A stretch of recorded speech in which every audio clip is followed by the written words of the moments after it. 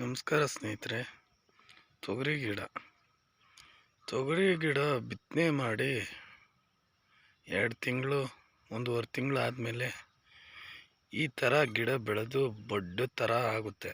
ಎಲ್ಲ ಬೆಳೆದು ಈ ಥರ ಆಗುತ್ತೆ. ಎಲ್ಲ ಗಿಡ ಏನಕ್ಕೂ ಇದಿಲ್ದಿರ ಆಗುತ್ತೆ. ವಾಲುತ್ತೆ, ಕಡ್ಡಿ ಹಾಕಬೇಕಾಗುತ್ತೆ. ಗಿಡಕ್ಕೂ ಕಡ್ಡಿ ಹಾಕೋಕ್ಕಾಗಲ್ಲ. ಈ ಥರ ಸುಳಿ ಚಿಮ್ಟೋದ್ರಿಂದ ಈ ಥರ ಸ್ಟಮ್ಮಾಗಿ ಬರುತ್ತೆ ಗಿಡ. ಈ ಥರ ಬರುತ್ತೆ. ಈ ಥರ ಗಿಡದಿಂದನೇ ಸುಳಿ ಚಿಮ್ಟಬೇಕು. ಚಿಮ್ಟಿದ್ರೆ ಈ ಥರ ಪ್ರಾಬ್ಲಮ್ ಆಗಲ್ಲ. ನೋಡಿ, ಈ ಥರ ಇದೆ ಗಿಡ. ನೋಡಿ, ದೊಡ್ಡ ಗಿಡ.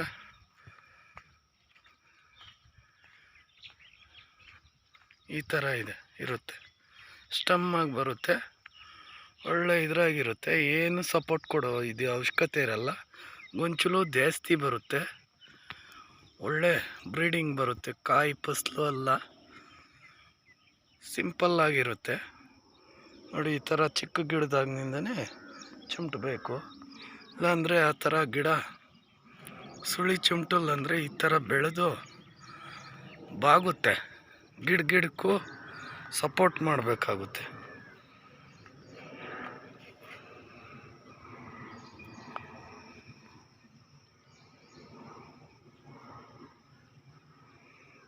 ವಿಡಿಯೋ ನೋಡೋದಕ್ಕೆ ತುಂಬ ಥ್ಯಾಂಕ್ಸ್ ಸ್ನೇಹಿತರೆ.